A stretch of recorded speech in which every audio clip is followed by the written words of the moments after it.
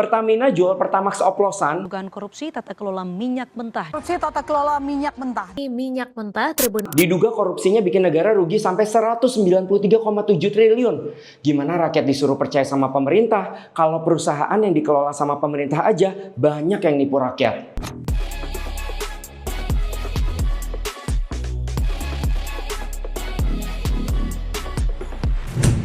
Tahu nggak? Gila nih, rame banget. Dugaan korupsi minyak mentah Pertamina tahun 2018 sampai 2023 yang bikin negara rugi ratusan T. Bukan M lagi, tapi udah T. Buset deh, sekarang zamannya tuh main sampai ratusan T ya. Abis 271 T kasus timah, sekarang terbit 193 T kasus minyak. Kalau dihitung buat makan siang gratis nih, bisa dapat 2,5 tahun anggaran tuh. Alias setengahnya masa pemerintahan Pak Prabowo sekarang ini. Dan tahu nggak? Parahnya lagi ya, itu 190-an T cuma di tahun 2023 aja angkanya. Gila banget deh. Jadi tahu kan kalau dihitung dari 2018 bisa segede apa jadinya? Direktur Penyidikan Jaksa Agung Muda bidang tindak pidana khusus Abdul Qohar bilang kalau rugi 193 T ini itu gara-gara ekspor minyak dalam negeri terus impor minyak mentah pakai broker. Jadi harga dasar minyaknya kan jadi tinggi tuh ya. Otomatis subsidi yang dikasih pemerintah makin gede dong. Ya udahlah, jadi deh itu rugi sampai ratusan T. Pak Qohar juga bilang kalau modus korupsinya tuh kayak nipu spek minyak impornya. Yang harusnya dibeli tuh RON 92 Pertamax. Tapi isinya ternyata RON 90 bahan baku Pertalite. Nah, RON 90-nya itu habis itu dicampur di depo biar jadi RON 92. Intinya sih masyarakat katanya ya tetap dapat minyak dengan RON 92 kalau dia beli Pertamax. Tapi caranya ini salah, nggak bener.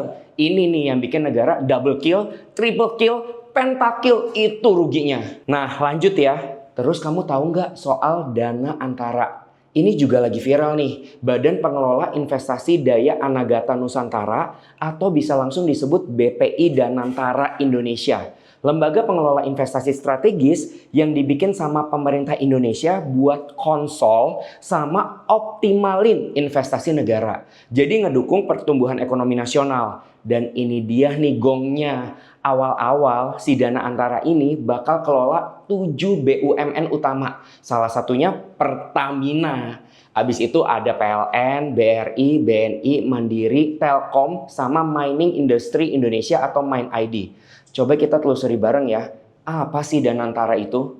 Jadi nama Daya Anagata Nusantara dikasih sama Pak Prabowo.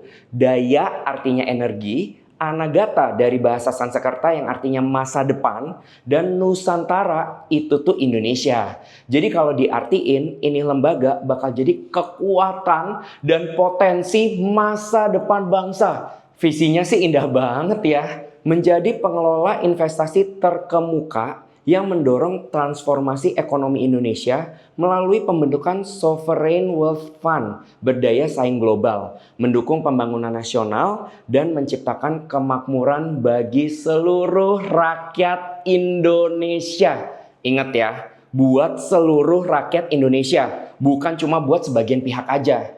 Nah, biar visinya bisa tercapai, muncul deh tuh 5 misi utama Danantara. Mengelola kekayaan negara secara profesional, transparan, dan berkelanjutan sesuai dengan prinsip tata kelola yang baik atau good governance untuk mendorong kesejahteraan rakyat sebagaimana diamanatkan dalam pasal 33 ayat 3 UUD 1945 dan misi Astacita. Yang kedua, mengoptimalkan dan mengelola aset badan usaha milik negara atau BUMN guna menciptakan nilai tambah ekonomi yang signifikan.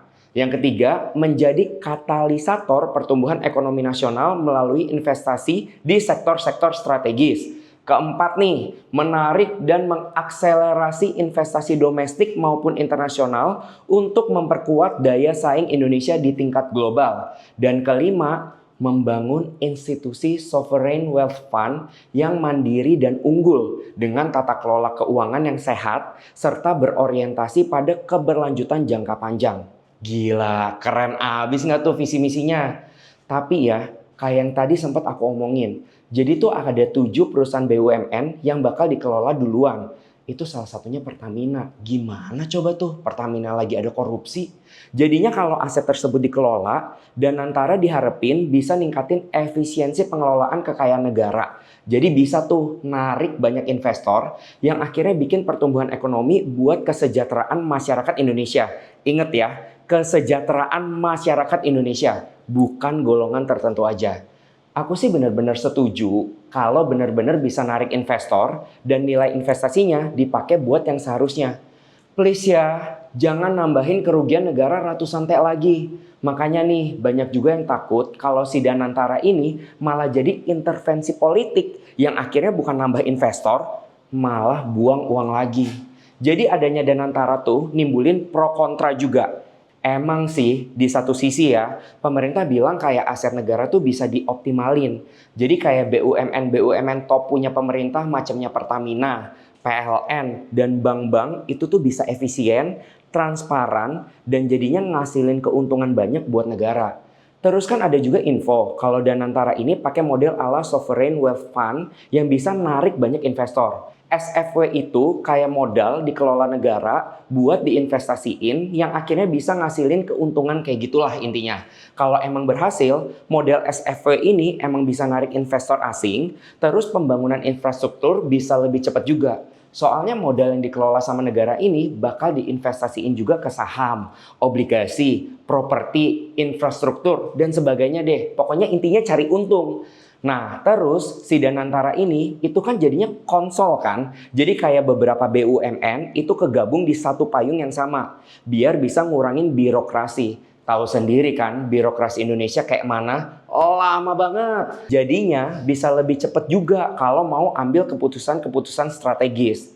Dan tentunya nggak lain nggak bukan Danantara buat dukung visi Indonesia Emas 2045. Mantep nggak tuh iming-imingnya? Tapi ternyata nggak sedikit juga loh yang kritik Danantara ini. Mereka pada bilang kalau ini bisa bikin intervensi politik dan bakalan kayak yang udah-udah aja gitu. Nggak transparan. Jadi bukan buat kepentingan rakyat, tapi malah buat kepentingan politik lagi. Ujungnya tahu sendiri, nggak ada investor yang percaya juga. Kasus Pertamina itu jadi salah satu gongnya. Gimana mau dipercaya kalau rakyat aja ditipu terus? Ya, Danantara ini sebenarnya proyek gede yang ambisius juga sih. Tapi emang nggak bisa dipungkirin loh, dia punya potensi buat kemajuan Indonesia dengan cepat juga. Ujungnya bener-bener deh, pemerintah dan pelakunya harus transparan dan terus review supaya niat baik adanya Danantara ini bisa kecapai. Ini tuh tergantung banget loh sama pemerintah yang kelola. Gimana bisa profesional juga ngelolanya. Jadi nggak ada tuh namanya kepentingan pribadi atau politik tertentu. Semuanya cuma mikir gimana adanya Danantara ini bisa majuin ekonomi Indonesia dan bikin seluruh rakyat lebih sejahtera.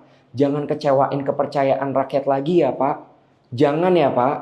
Nah kalau menurut kamu sendiri gimana nih? Danantara bisa nggak sih jadi solusi buat investasi Indonesia?